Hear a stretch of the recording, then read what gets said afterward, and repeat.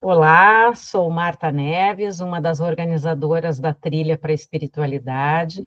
Neste momento, nós chamamos de Passos Conscientes para a Trilha e buscamos que faça sentido para cada um construir a sua trilha para a espiritualidade, sua jornada existencial.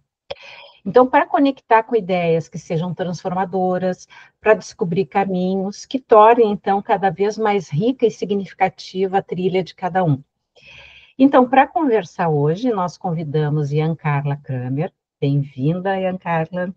Tudo bem? Prazer estar aqui com vocês. Muito obrigada pelo convite, tá bom? Que bom. A Ian Carla é da Igreja Adventista de Hortolândia, em São Paulo. E, além disso, ela tem uma atuação como professora e mentora de adolescentes cristãos. Então, vamos aproveitar, assim, a experiência, a trilha que a Ian Carla faz e já vamos começar esse nosso bate-papo. Ian Carla, quem é você e qual é a trilha para a tua espiritualidade? Quem sou eu? Eu sou Ian Carla Ribeiro Domingues. Atualmente eu estou em São Paulo, mas eu tenho uma longa trajetória, né, até aqui. E a minha trajetória profissional está muito ligada à minha trajetória espiritual. Então, eu acho que é de grande valor isso, né? Até porque eu descobri isso um pouco mais tarde, que eu deveria agregar, né? Foi um caminho muito gostoso, às vezes dificultoso de ser traçado para chegar até aqui.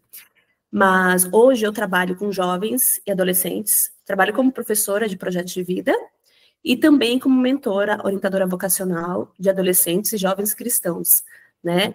Meu foco hoje é que estes jovens tracem essa trilha, esse caminho todo de uma maneira muito mais eficiente do que foi a minha, né? A minha foi um pouco tumultuada e eu acho que por isso, né, a gente trabalha com as nossas dores. Porque essa trilha foi muito tumultuada profissionalmente, até que eu descobrisse que eu precisava unir um propósito à minha vida profissional, é que hoje eu trabalho com isso. Trabalho com a união de fé e a união também de psicologia, né, de orientação vocacional, os dois. Sim. Hoje mesmo, se conversava sobre isso com outro grupo a respeito dos jovens e das pessoas em geral. Quando alcançamos alguns objetivos nossos, as pessoas muitas vezes acham que foi fácil, né? Ou que tudo deu certo, tudo aquilo que a gente planejou.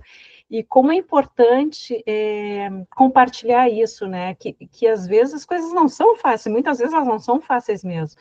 Mas a questão, assim, de quanto, às vezes, a fé, a perseverança, a determinação nos dá o suporte para alcançar, ou para seguir em frente, né, naquilo que se acredita, ou, às vezes, com obstáculos que talvez até mudem o caminho, né, Ian? Sim, assim, o que eu posso falar? Eu vou começar a falar um pouquinho de mim. A minha trajetória profissional, ela começou com moda. Não tem nada a ver com o que eu faço hoje.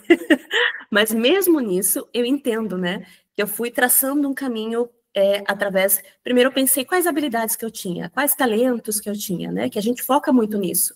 Na juventude, na adolescência, eu acredito que muitos jovens vão procurar um profissional para descobrir exatamente isso. Eu não conheço os meus talentos. Eu trabalho com adolescentes hoje, né? E muito do que eles me dizem, eu não sirvo, não sei se eu sirvo para alguma coisa. Então, a minha pergunta era essa. Só que eu tinha muitas habilidades e muitos talentos. E enxergar apenas essas habilidades e esses talentos me fez ter um caminho muito mais tumultuado, porque eu não enxergava o propósito. E é isso que eu busco hoje, que através dessa trilha espiritual, dessa linha espiritual que a gente segue, né, que eu fui descobrir muito mais tarde. Na verdade, eu sou cristã desde jovem, né, desde adolescente, desde pré-adolescente. Eu cresci dentro de uma igreja cristã. Mas, como todo mundo que cresce, né, ou muitas pessoas que crescem dentro de uma igreja cristã, a gente acaba estamos lá por costume, né? Então, a gente acaba não fundamentando a nossa fé. E isso aconteceu comigo na juventude. Na juventude eu estava dentro da igreja, mas eu não me sentia assim, eu tô aqui porque eu tenho amigos, porque eu participava de um coral maravilhoso, eu gostava de cantar, e era por isso. Eu não tinha essa ligação espiritual. E isso eu fui adquirindo mais tarde, muito mais tarde, com alguns eventos da minha vida, né? Principalmente ali, alguns eventos que fazem a gente pensar, como morte, né? A morte é um momento que faz a gente pensar muito de, olha, a minha mãe, né, teve câncer, então esse foi um ponto que me levou também a essa trilha espiritual, de, minha mãe teve câncer, e eu comecei a repensar, olha, será que eu acredito mesmo em tudo isso? Uhum. Será que a minha fé eu só repetia, né, o que eu ouvia, e eu não tinha uma fé fundamentada. Mas neste momento é que eu tive assim uma abertura de, olha, eu preciso saber se é realmente isso que eu quero para minha vida, se é nisso que eu acredito, e a partir daí eu comecei a estudar bastante, né? E até eu tive muitos amigos que me ajudaram, porque eles enxergavam isso em mim, enxergavam que eu era uma jovem que questionava demais, que era uma jovem que queria respostas, que eu buscava verdades, né? Buscava verdades. E estes amigos, entre eles está uma que a gente tem em comum, que é a Shana, ela me apresentou um estudinho, até que eu tô com alguns livrinhos aqui, porque eu tenho uma biblioteca, mas ela tá toda trancadinha, porque eu tenho um pouquinho de alergia, mas daí eu trago os principais para cá. Ela me apresentou este estudinho, O Resgate da Verdade. E esse estudo, ele começou a ser um divisor de águas para mim, porque ele não é um estudo simples, ele é um estudo que une filosofia e teologia. E isso foi significativo para mim, porque os outros estudos que eu já tinha tido, né, estudos bíblicos, eles não tinham uma linguagem muito adequada para mim, né? Era uma linguagem mais simples. Eu sei que tem a sua função, né? Cada estudo tem uma linguagem diferenciada, mas esse aqui fez uma diferença grande na minha vida. Ele é pequenininho, é do Michelson Borges, ele é um jornalista e um teólogo, e este estudo, aí sim, né? Ele falou de filosofia, e eu gosto muito de filosofia. Eu sou professora de filosofia hoje também, né? Dou aula de filosofia também. Então, esse estudo fez uma grande diferença para que eu começasse a fundamentar minha fé. O que faltava muito, eu acredito que é isso. Fundamentar. Eu tinha o emocional dentro, né? O coral, cantava com coral, aquilo mexe, emociona você.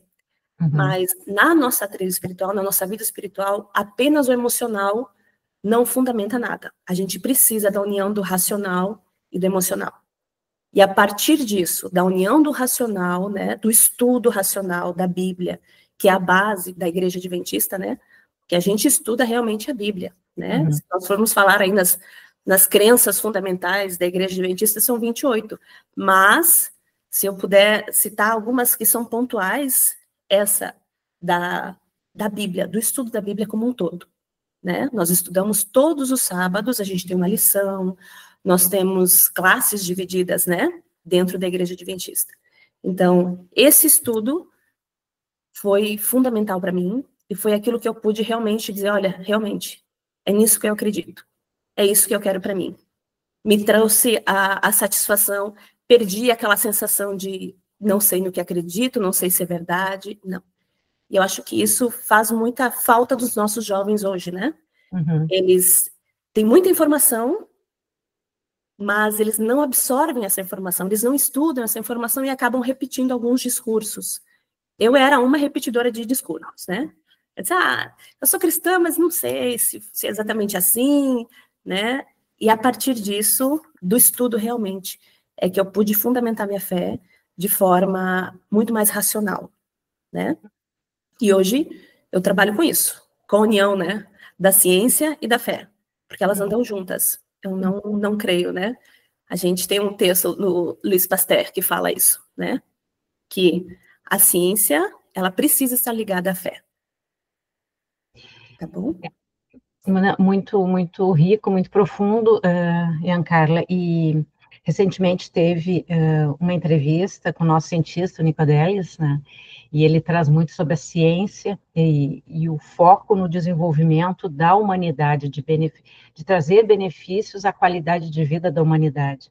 E aí ele traz a questão da importância da escuta, de uma escuta verdadeira, e que avançamos na inteligência artificial, mas ela não vai ser ela não nos substitui no sentido que nós temos algo que é orgânico, né, que se desenvolve e tem a nossa escuta e outras tantas habilidades.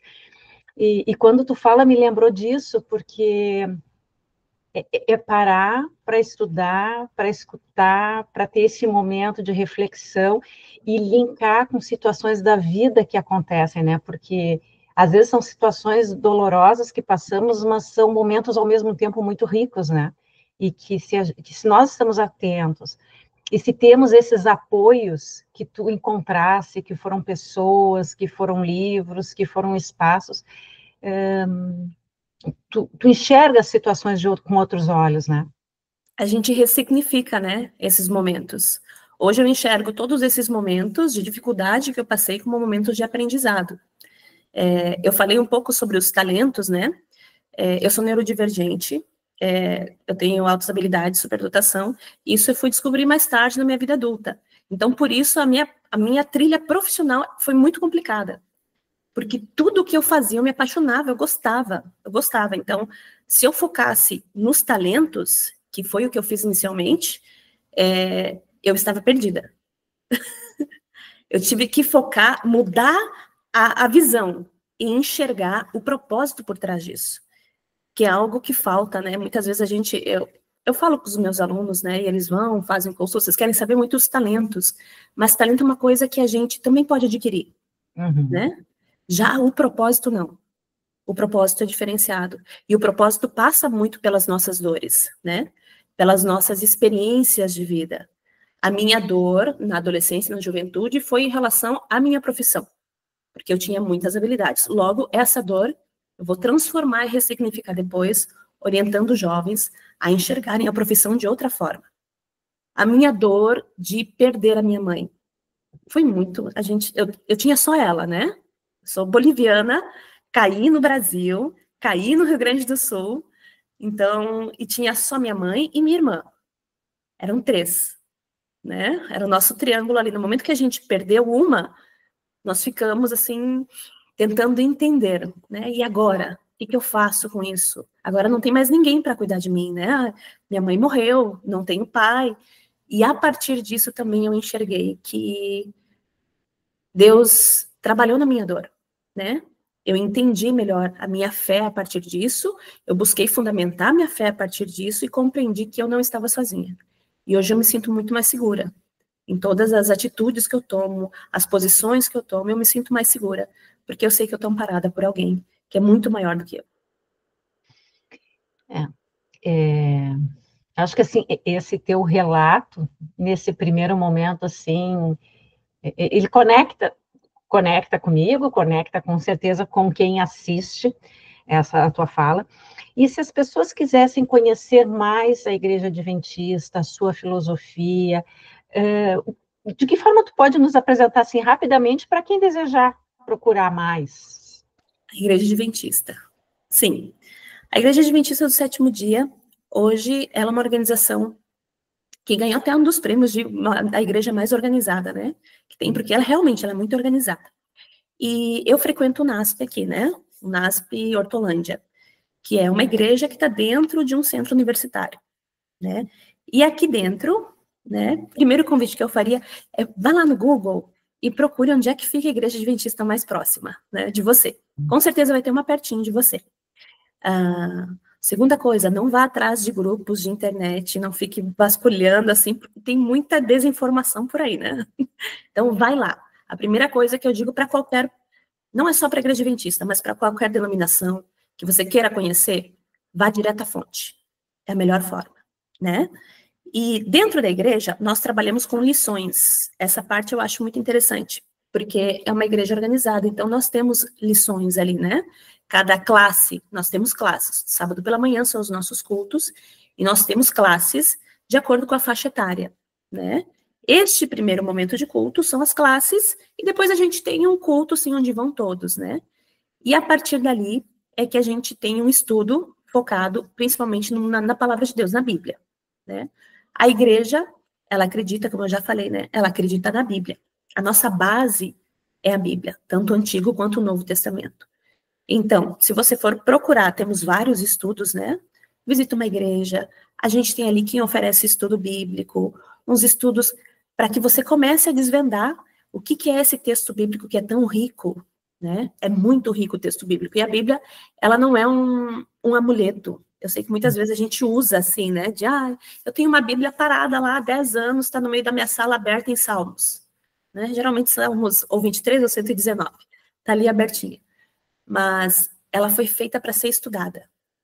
E eu achei interessante que até essa semana apareceu uma reportagem de um sul-coreano, acho que é isso. Ele é um sul-coreano que tem um QI mais alto do mundo, que eu acho que é 200, mais de 200 de QI, 270, algo por aí. Não me recordo exatamente o número. E ele falando sobre a importância do estudo da Bíblia para a aquisição de inteligência. Isso conversou muito com aquilo que eu já acredito. Eu tenho um livro, deixa eu ver se está aqui. Eu trouxe alguns aqui. Ótimo, indica livros, indica vídeos, indica documentários, o que desejar. Eu indico de tudo um pouco, tá? Porque, assim, apesar de eu ser adventista, eu tenho outros livros que não necessariamente são adventistas, mas que trouxeram para mim uma abertura de mente, né? A Bíblia diz, provai tudo e retém o que é bom. E é isso que eu faço. Eu tenho esse livro aqui, que é Como Ler Livros. Ele é muito conhecido. Ele é um best-seller do Mortimer Adler, e ele é bem conhecido. E dentro desse livro, ele nos ensina a fazer leituras, todo tipo de leitura, né? Então, ele vai... Eu vou falar só de um trechinho dele, que ele vai escalando e dizendo, olha, como é que a gente faz para adquirir conhecimento? A gente começa pelos livros mais simples, como uma criança, né? Quando a gente é criança, a gente lê os livrinhos, aqueles de historinhas, e são leituras simples. Com o tempo, a gente vai procurando leituras mais complexas, né? De acordo com a leitura que vai se procurando, que são informativas, as leituras informativas, a partir dessas leituras, a gente vai adquirindo maior conhecimento e o nosso nível intelectual ele vai subindo, certo? Quando a gente encontra um livro desafiador, a gente não deve desistir. O que a gente faz? A gente lê quantas vezes forem necessárias até que a gente consiga assimilar. E aqui nesse livro, ele diz exatamente que a Bíblia é o livro mais complexo de todos. Por quê? Quem reclama a autoria da Bíblia é o próprio Deus. Se Deus é o autor da Bíblia, apesar de não ser o escritor, né? Deus escolheu pessoas que escreveram para que ele pudesse se comunicar em linguagem humana, né? Então, mas a inspiração foi divina. Então, ele reclama a autoria, certo? Ele não é o escritor, mas ele reclama a autoria. Se ele reclama a autoria, então, o livro mais complexo de todos para ser lido deveria ser a Bíblia, certo? Porque se foi Deus que escreveu, então é o mais complexo.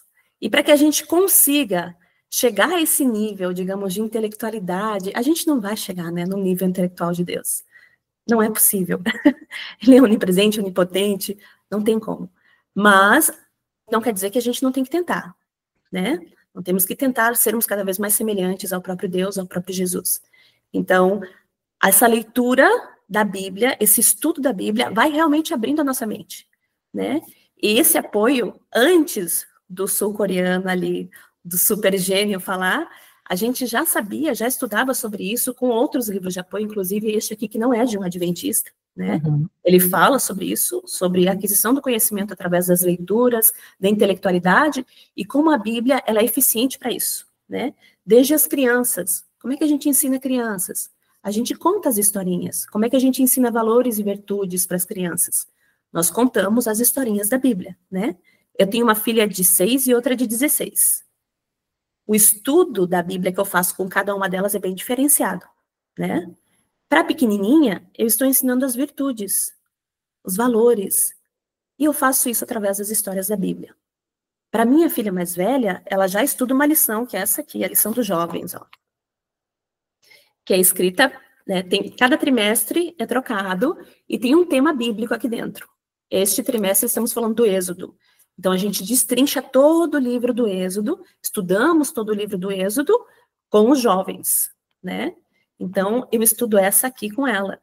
É tão gostoso, mas é tão gostoso, porque a gente acaba ficando... Era para ser meia hora de estudo, mas a gente fica uma hora e meia, e a gente quer procurar outros textos de apoio, né? Porque aqui em casa, graças a Deus, eu consegui incutir nas minhas filhas isso de gostarem de leitura.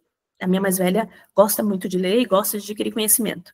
Então, quando ela pega essa liçãozinha, ela destrincha inteira. Então, a gente pega a Bíblia, a base, né? Que é a nossa Bíblia. Eu tenho uma aqui, que é a Andrews. Tem várias versões de Bíblia, né?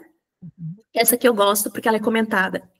E ela tem um box de comentário junto, que foi esse aqui, que eu adquiri recentemente. Antes eu pegava os comentários pela internet. Para quem quiser estudar pela internet, tem também, né, os comentários bíblicos.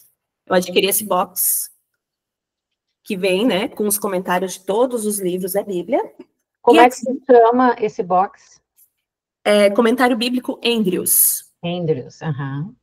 Daí eu comprei a Bíblia Andrews e o comentário bíblico Andrews. Esse comentário bíblico ele foi organizado na Universidade Adventista Andrews, lá nos Estados Unidos.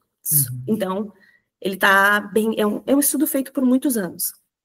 Ele está bem completinho e é bom ter um amparo, né, de um comentário. Tem outros comentários bíblicos por aí. Eu tô com esse aqui, mas eu sei que tem outros por aí. E eu sempre trago esse apoio. Eu também trago o apoio de uma Bíblia católica, às vezes, que está por aqui. É uma vermelhinha, uma Septuaginta antiga. Porque eu gosto de comparar linguagens, né? Eu, infelizmente, não sei hebraico. Eu gostaria de ler a Bíblia em hebraico. Ainda não sei, eu vou chegar lá.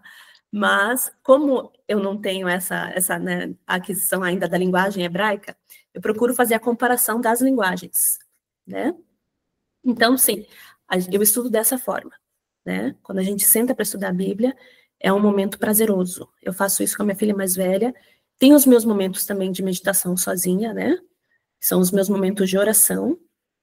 Mas os momentos de estudo eu geralmente faço acompanhada. Claro que de noite eu tenho um momento de leitura que é só meu também, de algum livro, né? Esse momento é só meu. Mas os momentos de estudo, como boa professora que eu sou, eu gosto de ficar trocando ideia. Eu faço isso com a minha filha, né? Então, para conhecer a Igreja Adventista, em primeiro lugar, eu até diria, você pode procurar ali no Google, né, o endereço, mas eu convido as pessoas que querem conhecer a Igreja Adventista, conhecerem em primeiro lugar a Bíblia, né? Até porque, assim, hoje eu estou dentro da Igreja Adventista porque é a igreja que eu encontro que destrincha melhor o texto bíblico. Se algum dia eu encontrasse uma outra denominação ou se algum dia, digamos assim, ó, a Igreja Adventista falasse alguma coisa que se opõe à Bíblia, eu não faria parte dessa denominação. Então, eu sou adventista, mas antes de tudo, de qualquer coisa, eu acredito na Bíblia como a palavra de Deus. E isso, para mim, é um valor que está acima de qualquer denominação. Acredito na Bíblia, tá? Como a palavra de Deus, como uma revelação, uma carta de amor, escrita em linguagem humana. Uhum. É o sentido que tem para ti, né? E pensando nisso, assim, que conselho que tu daria para quem está começando ou que está buscando uma trilha espiritual, independente qual seja? Conselho para alguém que está buscando. Na minha linha, na minha trajetória, como eu já vim de uma igreja cristã, eu até frequentei outras, né? Antes de ser da igreja adventista, eu frequentei algumas outras denominações. Mas busque, em primeiro lugar, uma verdade. Eu acho que isso é essencial, porque isso preenche vazios. Como eu vejo também nos meus alunos, nos jovens e nos adolescentes, que a falta dessa verdade deixa um grande buraco na gente. Busque a sua identidade. Qual é a sua identidade? Quando eu vou para a Bíblia, eu encontrei a minha identidade. Eu tinha um buraco muito grande com isso também, porque não conheci meu pai, a minha mãe não contou toda a história da vida dela para mim, então eu tinha um grande buraco sobre isso, sobre a identidade. A Bíblia me traz essa identidade, a palavra de Deus me trouxe essa identidade. Eu sei que eu sou filha de Deus, eu sei, através daqui, né, as respostas para aquelas perguntas que nos assolam, que é de onde eu vim, por que eu estou aqui e para onde eu vou. Eu acho que esse é um buraco que a humanidade precisa preencher. E a gente preenche isso unicamente de forma espiritual, né? Cientificamente, nada vai satisfazer isso. Mas a nossa vida espiritual é que vai responder essas questões. Muito bem.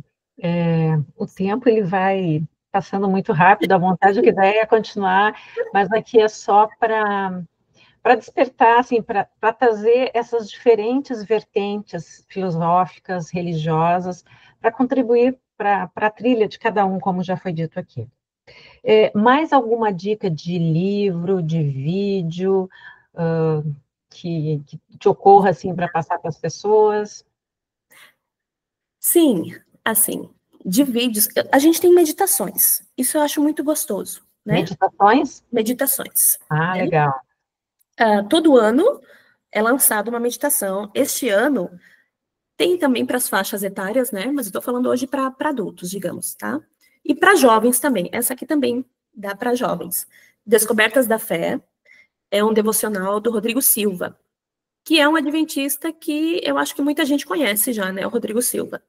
E o canal dele traz também muita informação. Eu acho muito bacana, porque ele é muito informativo, ele traz essa informação de uma forma leve, que a gente nem se dá conta que está adquirindo tanta informação, porque ele faz isso de uma forma quase como um professor que ele é, né? Ele faz isso de uma forma leve e muito gostoso. Então, ele escreveu essa meditação, que é a meditação que nós estamos usando esse ano. O nome dela é Descobertas da Fé, do Rodrigo Silva, tá? Essa meditação é bacana para começar o dia. Você acorda, faz a sua oração, lê a meditação. Dentro da rede adventista, a gente faz isso, né? Da educação adventista. Na primeira aula, com os alunos, a gente lê uma meditação, faz uma oração e aí se inicia a aula, né? Então, essa parte é importante. Eu uso com os meus alunos, claro que eu tenho que traduzir para a linguagem deles, que são mais adolescentes, né? E às vezes a linguagem do Rodrigo Silva, apesar de ser leve, ela não deixa de ser um pouquinho acadêmica, né? Uhum. E aí, eu tenho outros livros que eu gosto muito. Eu vou falar destes dois, que é O Grande Conflito. Ele já foi entregue, né, gratuitamente. Toda vez que tem campanha da Igreja Adventista, até eles entregam algum livro. O Grande Conflito, da escritora Ellen White, é um livro muito bom, porque ele fala sobre este grande conflito cósmico, né? Ele conta a história. A gente tem essa história na Bíblia também. Então, tudo que está escrito aqui, ele é amparado pelo que está escrito na Bíblia. Ela conta toda a história de como que começou essa batalha entre o bem e o mal que nós vivemos, né? E como que vai ser o desfecho final de tudo isso. Tem esse aqui, que também é da escritora Ellen White, O Desejado de Todas as Nações. Esse livro é para você se apaixonar por Jesus. Ele realmente, eu não consigo ler este livro sem chorar, né? Toda vez que eu leio esse livro, eu choro. Porque você tem um contato tão mais próximo, você enxerga Jesus como uma pessoa, aquela coisa que o The Chosen fez, sabe? Uhum. É isso. Só que de uma forma um pouco mais aprofundada, né? Então você enxerga esse Jesus. E esse livro é impossível você ler e continuar a mesma pessoa, é impossível você ler e não se apaixonar por esse Cristo, certo? Que entregou a vida por nós, né? E eu tenho outro que eu tô lendo agora, tem vários, né? Mas eu tenho outro que eu tô lendo agora, que para professores, para psicólogos, para terapeutas, para mães, eu recomendaria fortemente, que é Mente, Caráter e Personalidade, também da escritora Ellen White. Porque esse livro, ele traz uma base muito forte para quem trabalha com terapia, né? O que é impressionante, porque essa autora é do século XIX. Então, não tinha muito conhecimento científico naquela época, né? Já estava avançando, estávamos avançando, mas ainda não era tão fortemente quanto hoje. E tudo que eu vejo hoje dentro da psicologia, né, a gente faz um apanhado, que eu aprendi na psicologia, eu consigo fazer um link com tudo que está aqui. Então, esse livro aqui, para quem é terapeuta, para quem é professor, para quem é mãe, né? Mente, Caráter e Personalidade, recomendo fortemente também, tá? Mas, se eu fosse escolher assim, olha, qual que você recomendaria? Os dois. A meditação, recomendo fortemente, e estes dois. O Desejado de Todas as Nações e O Grande Conflito, né? É isso. Daqui Muito dos bom. meus de hoje.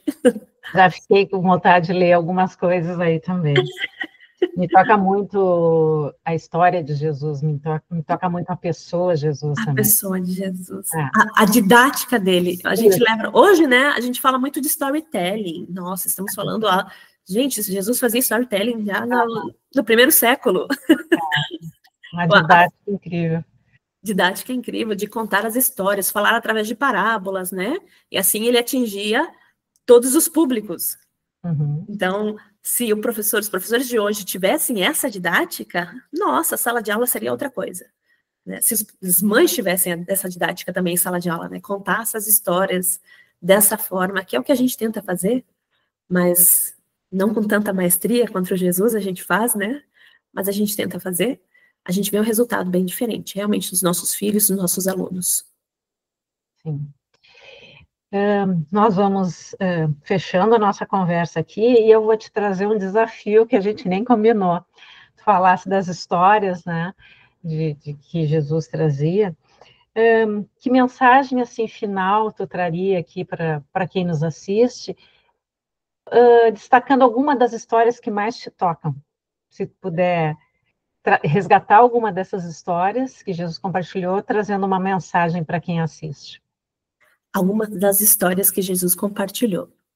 A gente estava falando da metodologia de Jesus. E eu acho que eu não vou falar tanto de uma história, mas vou falar a respeito do método. E tem um texto bíblico que fala assim: não os conformeis com este século. E eu acho isso fundamental porque a gente está vivendo uma época muito complicada, né? A gente está vivendo uma época de conflitos políticos, de guerras. Essa semana apareceu mais terremoto, tsunami. E são tantas coisas que, por vezes, a gente fica muito angustiado, né? Quem é mãe também fica muito angustiado, pensando, meu Deus, os meus filhos, o que nós faremos com isso? E na Bíblia, o próprio Jesus dizia que essas coisas aconteceriam, mas que, independente do que acontecesse, ele estaria conosco. Ele traz esse conforto, né? Ele diz, isso eu trago muito para a minha vida, porque é impossível, eu sou muito sensível, né? Isso é normal do habilidoso e do superdotado. Então, eu sou muito sensível. E essas coisas, às vezes, me atingem um pouco, né? De, ai, meu Deus, pessoas morrendo, é um conflito que a gente não sabe como é que vai ficar a situação financeira do nosso país mais adiante, né? E para tudo isso, eu lembro de Jesus. E a gente fala muito de Jesus, mas Jesus é a revelação do próprio Deus. Então, eu lembro que Deus fala também assim: aquietai-vos e sabei que eu sou Deus. Se eu fosse pegar uma história para exemplificar isso, uma história do próprio Jesus, eu vou lembrar de Jesus no barco com os discípulos, enquanto está tendo aquela tempestade. E Jesus continua dormindo. Os discípulos aflitos, gritando, desesperados, porque não conseguem controlar a tempestade, e Jesus dormindo. Daí a gente pensa, nossa, mas Jesus estava no barco, né? O que aconteceu? Por quê? E na sequência, os discípulos acordam Jesus já desesperados, assim, né? Senhor, olha aqui, faz alguma coisa. E Jesus só levanta e diz, aquietai-vos. E os mares se acalmam. Isso me traz um conforto muito grande hoje, porque eu escuto isso no Jesus, que revela o próprio Deus. Porque Deus também falava isso, né? Aquietai-vos e sabei que eu sou Deus. O que é esse aquietai-vos? É a gente procurar um momento a sós com Deus. Deus, ele não está no meio do barulho da tempestade. A gente não consegue ouvir, né? Quando a gente tem essas vozes todas falando, não conseguimos escutar e distinguir a voz de Deus aí. Ele está no silêncio de um momento a sós. É aí que a gente consegue se concentrar e se conectar ao nosso Deus. Hoje, cientificamente, a gente tem, né, a parte do cognitivo aqui do front, né, que está conectada ao espiritual. E a gente sabe que até mesmo a posição da oração, ela é algo científico. E quando a gente ergue as mãos e fica nessa posição, aqui a nossa fronte, né, o nosso lóbulo frontal, ele acaba tendo uma concentração maior de sangue e, por isso, ele se desenvolve mais. E é aqui que a gente tem esse ponto espiritual. Então, a gente acaba desenvolvendo toda essa parte neurológica juntamente com a espiritualidade. Então, esses momentos, hoje a ciência já corrobora. A gente já sabia antes, né? A Bíblia já dizia antes. As nossas trilhas espirituais nos dizem isso antes. Então, procura, né? Se aquieta, acalma o coração e procura esse Deus no silêncio. Ele não vai estar no barulho da nossa ansiedade, ele não vai estar no barulho de um movimento lá na rua, ele não vai estar nesses barulhos. né? Apesar de ele estar em tudo, você vai conseguir encontrar e ouvir melhor esse Deus no silêncio do seu quarto, a sós. E lembra sempre que ele está lá, tá? Pode ser no meio da tempestade? Pode. Deus está lá. Ele está vendo. Ele está acompanhando. E não se esqueça que ele é Deus. Ele está vendo tudo. Certo? Muito bom. Muito obrigada, Ian Carla. Obrigada por compartilhar os teus talentos. Obrigada por compartilhar a visão também da Igreja Adventista. Isso enriquece muito, assim, esses momentos de partilha, e que se acredita que todas as filosofias e religiões, elas levam para esse caminho, que é Deus, que é algo que nos, algo maior, algo que nos faz sentir propósito, que nos faz nos sentir mais centrados e com um papel neste mundo, né? Então, muito obrigada por partilhar conosco. Agradeço também a quem nos assiste aqui, e deixe seus comentários, e em breve teremos novos e novas convidadas. Muito obrigada, Ian Carla. Eu agradeço de todo o coração, viu?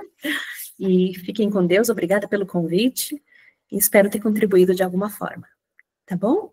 Bom. Muito obrigada.